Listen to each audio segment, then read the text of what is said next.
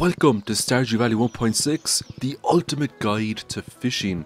In this video I'm going to showcase the absolute best fishing techniques you can utilize to make tons of money in this game. The first thing you need to do is make your way down to the Cave of Mastery.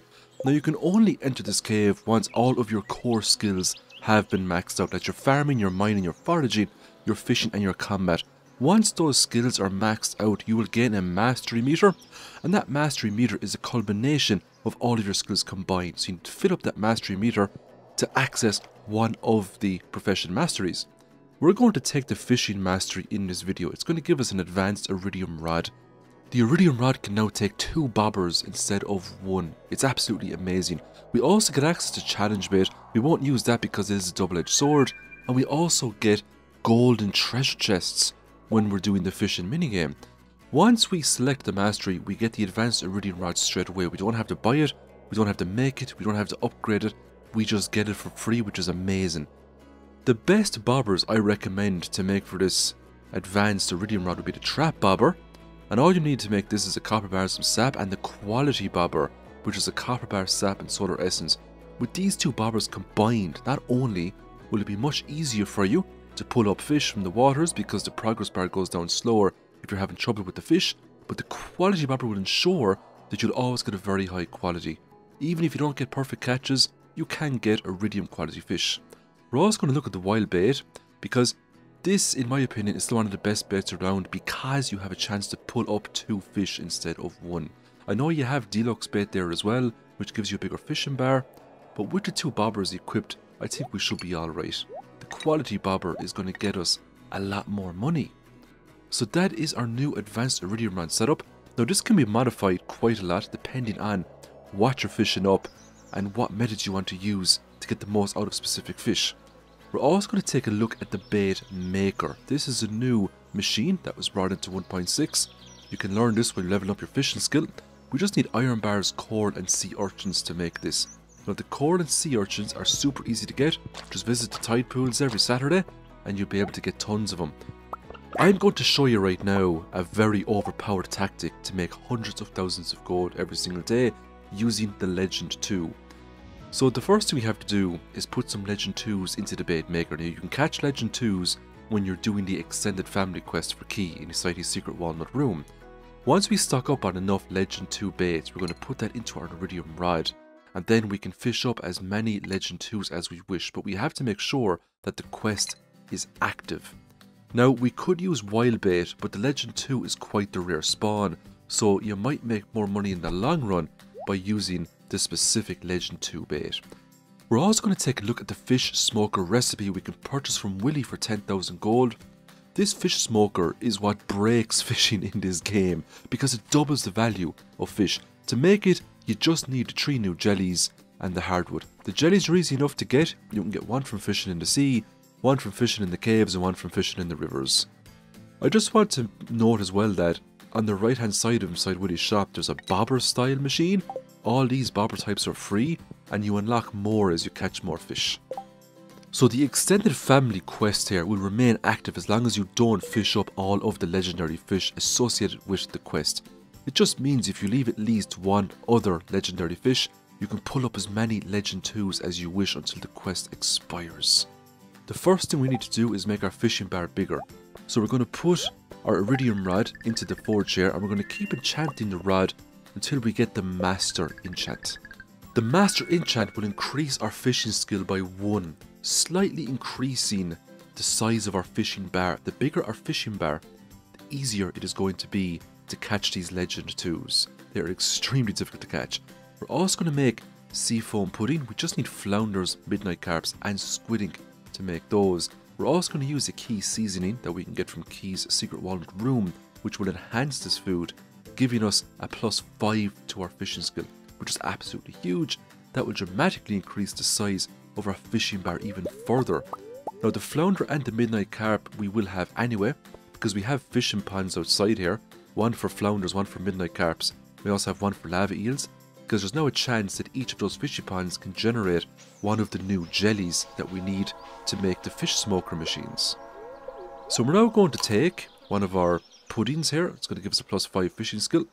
On the iridium rod at the moment, I have the Legend 2 bait. I also have the trap bobber and the quality bobber. Here is a battle now with the Legend 2. As we can see, it just darts all over the place. It works the exact same way as the Legend. It's just a reskin. It also sells for the same money. This is why we're fishing up Legend 2s. An Iridium Legend 2 is worth 15,000 gold if you take the Fisher perk and the Angler perk, so the fish are worth 50% more. So you should absolutely have those perks when you're selling off these fish. When we capture a Legend 2, as we can see, it's Iridium quality because we have the quality bobber equip. Now if we put this thing into a smoker, it's going to be worth 30,000 gold. So this is going to be the main source of money here when it comes to fishing. It's absolutely broken. The only downside to doing this method is that the Legend 2 itself is a ferociously hard catch. Even with the trap bobber, I have a real hard time catching it. I really need to give it some intense focus to pull this thing up out of the water. Now it is worth the effort because of the sheer amount of money you get. No other fish in the game comes close to the value of what you're going to get for pulling up this fish. It is in a total league of its own. Here is some footage of my first interaction with the golden treasure chest. You can get some amazing items in gold treasure chests, including the lovely Star Drop Tea.